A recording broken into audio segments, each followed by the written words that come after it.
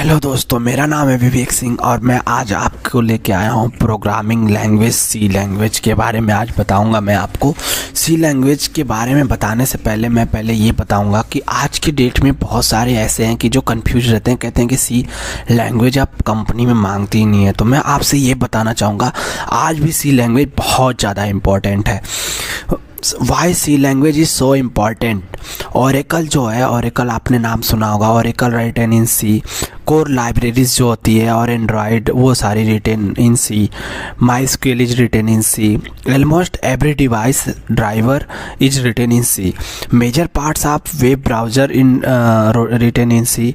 Unix operating system is developed in C.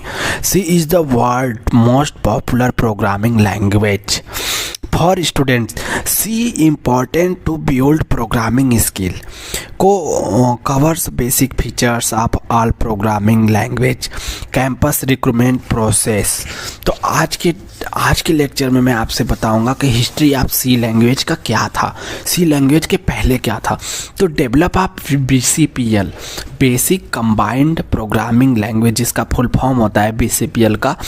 BCPL करके एक programming language था जिसको मार्टिन रिचर्ड्स ने बनाया था, लैंग्वेज बनाया था 1966 में। उसी को इम्प्रूव करके 1969 में एक केम थॉम्पसन करके साइंटिस्ट थे जिन्होंने थोड़ा सा इम्प्रूव करके बी लैंग्वेज बनाया, क्योंकि also developer of Unix operating system.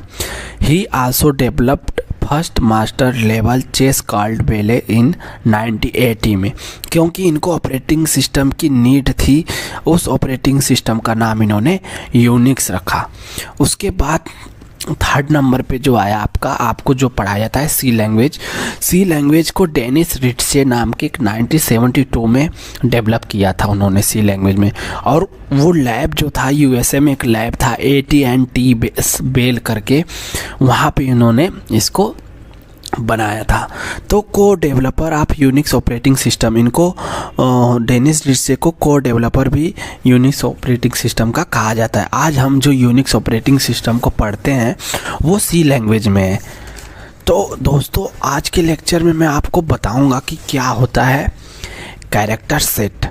तो दोस्तों जैसे मैंने लिखा है यहाँ पे कि कैरेक्टर सेट क्या होता है A to Z, उसके बाद क्या होता है स्मॉल में A to Z 0 to 9। लेकिन ये A to Z और स्मॉल में A to Z है तो आपको कन्फ्यूज़न होगा। तो जो A to Z होता है ये आपका अपर केस होता है, कैपिटल वाला। उसके बाद जो स्मॉल में वो लोअर केस होता है और ये डिजिट हो गया आपका। उसके बाद सम स्पेशल कैरेक्टर होता है, इसी को हम क्या बोलते हैं, कैरेक्टर सेट। उसके बाद हम आते हैं दोस्तों आइडेंटिफायर पे। आइडेंटिफायर क्या होता है, जैसे मान लो आपका कोई पहचान है, आइडेंटिटी, उसी को हम आइडेंटिफायर बोलते हैं। जैसे मान लो मेरा नाम विवेक, तो मेरा नाम विवेक है, उसके बाद मेरे को पहचाना जाता है किस नाम से, विवेक नाम से। तो they are the name given to program elements like variable, array, function को ही हम क्या बोलते हैं, आइडेंटिफायर। एरे और फंक्शन के बारे में आपको बाद में बताऊंगा। रूल्स यूज कैसे करते हैं आइडेंटिफायर पहचानने के लिए, जैसे यहाँ पे upper case A to Z है और उसके बाद यहाँ पे lower case A to Z है। इसको मैं कैपिटल A to Z ना बोलकर अपर केस बोलूँगा तो आप लोग समझ जाना। और ये लोअर केस, फिर उसके बाद क्या होना चाहिए, 0 to 9 होना चाहिए। उसके बाद स्पेशल कैरेक्टर में क्या होना चाहिए दोस्तों, अंडर स्कोर। जो ये अंडर स्कोर होता है दोस्तों, सब स्पेशल कैरेक्टर में तो सारे आते हैं, बट ये जो अंडर स्कोर होता है दोस्तों, इसको ऐसे लिखा जाता है और ये सबसे ज़्यादा इंपॉर्टेंट होता है। इसलिए अंडर स्कोर को हम किस में लेते हैं, आइडेंटिफायर में। और फर्स्ट लेटर मस्ट भी क्या होना चाहिए, कैरेक्टर। अगर आपको आइडेंटिफायर पहचानना है तो ये सारी चीज़ें होनी चाहिए। उसके बाद दोस्त जो सी लैंग्वेज के सेंसिटिव होता है, सी लैंग्वेज, उसको हम दो पार्ट में बांटते हैं, अपर केस और लोअर केस। जैसे दोस्तों हमने बताया अपर केस और लोअर केस। तो अब आते हैं दोस्त कि आइडेंटिफायर होता क्या है। जैसे देखो यक्स जो आया आपका, मैंने आपसे क्या बताया था, पहले अपर केस होना चाहिए, फिर लोअर केस होना चाहिए, फिर उसके बाद डिजिट होना चाहिए, और सम स्पेशल कैरेक्टर में क्या होना चाहिए, अंडर स्कोर, और उसके बाद क्या होना चाहिए, फर्स्ट लेटर मस्ट भी कैरेक्टर। तो देखो ये क्या है, कैरेक्टर है, तो ये क्या है, आइडेंटिफायर है। तो यहाँ पे क्या करोगे आप, यहाँ पे आप क्या करोगे, ट्रिक लगा दोगे कि ये आइडेंटिफायर फायर है, उसके बाद ये भी है, ये नहीं है, और ये भी नहीं है, ये है, ये नहीं है, उसके बाद ये है, ये भी है। तो दोस्तों आपको दिख रहा होगा कि जहाँ पे मैंने गलत क्रॉस लगाया है वो क्या है, आपका आइडेंटिफायर नहीं है, लेकिन जो राइट का ट्रिक है वहाँ पे क्या है, आपका आइडेंटिफायर है। तो दोस्तों आप समझ गए होंगे कि क्योंकि देखो यक्स क्या है, आपका कैरेक्टर है आइडेंटिफायर, वाई क्या है आइडेंटिफायर है, 9x क्या है नहीं है, क्योंकि इसमें डिजिट आ गया पहले। फिर एक्स वाई डॉट जेड ये भी नहीं है, क्योंकि डॉट नहीं होता है सम स्पेशल कैरेक्टर में, ओनली कौन सा होता है, अंडर स्कोर। उसके बाद एक्स एप्पल वाला देखो ये भी नहीं है, एक्स वाई जेड वाला आइडेंटिफायर है। एक्स के बाद जो अंडर स्कोर 1 2 3 ये है, ठीक है। उसके बाद दोस्तों आपको कन्फ्यूज़न होगा कि अभी बताए थे कि नहीं होता है, लेकिन अंडर स्कोर है, इसमें क्या है, अंडर स्कोर के पहले लगा दिया गया, इसलिए अंडर स्कोर 1 2 3 आपका आइडेंटिफायर है। अब आप मानते हैं आइडेंटिफायर्स इन सी। तो दोस्तों जैसा कि मैंने आपको बता दिया था कैरेक्टर सेट, और उसके बाद जो आइडेंटिफायर होता है दोस्तों वो 3 भागों में बांटा गया है। किसमें, 3, इसको 3 टाइप्स में बोलते हैं। एक होता है कांस्टेंट, वेरिएबल, कीवर्ड्स। उसके बाद जो होता है इसका इंस्ट्रक्शन जो होता है दोस्तों, डेटा टाइप डिक्लेरेशन होता है, input output instruction, arithmetic instruction, control instruction. ये प्रोग्रामिंग में मैं आपको आगे बताऊंगा।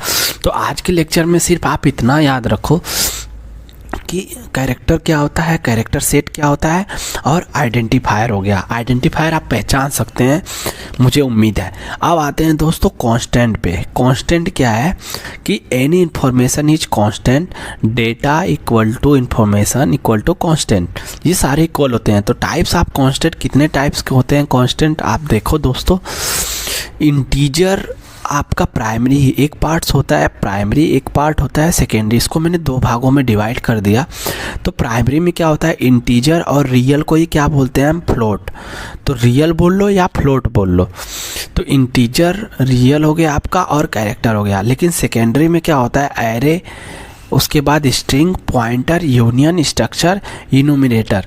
इसके बारे में आपको बाद में बताऊंगा। अब आते हैं हम दोस्त कि इंटीजर और रियल फ्लोट, मतलब रियल फ्लोट या कैरेक्टर को कैसे पहचानेंगे हम।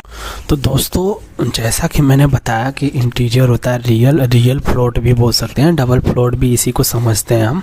अभी इसके लिए हम यही समझते हैं क्या होता है इंटीजर। जैसा दोस्तों मैंने लिखा है ऊपर 55 सब्ट्रैक्ट 55 25 0, ये सारे क्या है, इंटीजर है।